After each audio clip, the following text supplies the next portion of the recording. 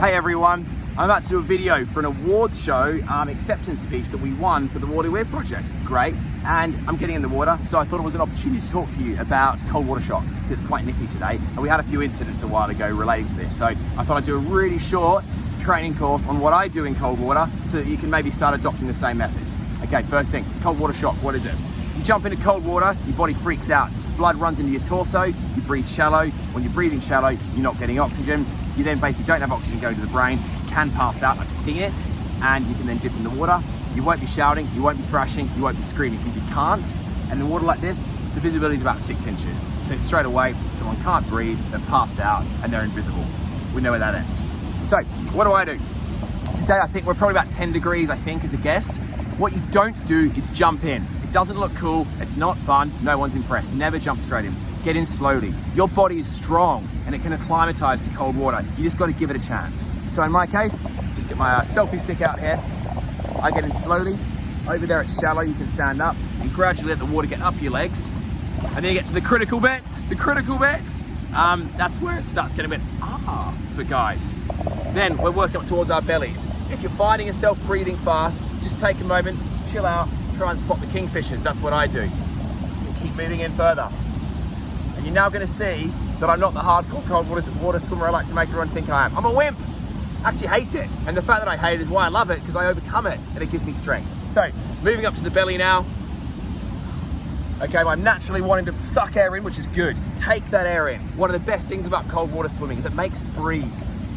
Normally we don't breathe much. We're always so shallow, but when you take in really deep breaths, it's just good for you. It gets the oxygen in the brain, and I think it opens your body up more. So, okay, let that cold air come in. Oh, breathe out slowly. Moving it further. In my case, because I'm a wimp, and there's not much keeping me warm here, every inch I go up, more air in. This is the point I start procrastinating and videos end up being a lot longer. Right, up to here now. For me, that's where it's like, Okay. Just keep it deep. If you don't keep it deep, you're not getting the oxygen in, that's where you start getting dizzy, and that's where bad things happen, okay? Take your time. Now, if you're doing this with friends, you can try and have a chat. How's your day been going? I find this is a great context having real conversations with people. Okay, next bit, in a bit further. Now, at this point, I'm getting quite deep here. This is really important. Avoid swimming out of your depth. In terms of risk management, if you can always stand up, you're never going to get in that much trouble, right? So if you do find yourself getting lightheaded or even fainting, you can just stand up. If you're out of your depth, you're in trouble because you've got to swim. And if you're hyperventilating or you're about to faint, you're probably not going to be a very good swimmer. So I really recommend don't actually go out of your depth. And if you're a serious swimmer, in water about 1.5 meters, you can still do your stroke. So seriously consider avoiding water that's out of your depth until you're acclimatized. Again, disclaimer, this is what I do. I'm not saying this is expert advice. It's just stuff you can maybe try yourself and adopt your own methods. Get to know your body. I'm procrastinating again. Okay, elbows in. Personally, I found some wailing hoots. They help as well. I'll do them in a moment. And again, it's getting you breathing. It's getting your lungs working. You can see we're 3 minutes 30 in now. So, my process of getting into cold water is quite slow. But again, I'm a wimp. So at this point, I'm not going to go any further because we're getting quite deep down there. I'm just going to do the bit. It's really hard.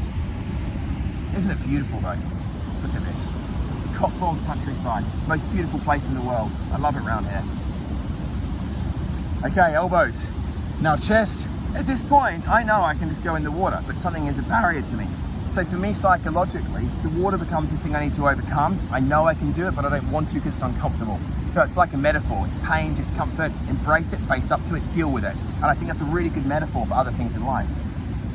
And then when you do this regularly, you then think, I can deal with that thing at work, I can deal with that thing with my friends, and everything becomes easier. It builds your courage because you're telling yourself on a subconscious level, I can deal with this, it's not a problem. Right. There's the hoot. Right, okay. Now I just tell myself, stop being a wimp, Johnny, you're being pathetic. My inner voice gets really nasty and abusive with myself. So, down we go. There you go. Cold water swimming by Johnny, the Woody Weir guy. I'd love to see your videos. That'd be cool. Maybe everyone could show you how you get in the cold water. I could learn something. And by all means, tell me what I am. share with me how I can do this better. Hopefully see you soon. Keep it safe, look after the waterways, and try and stop these damn sewage companies pumping shit in the rivers. See you soon.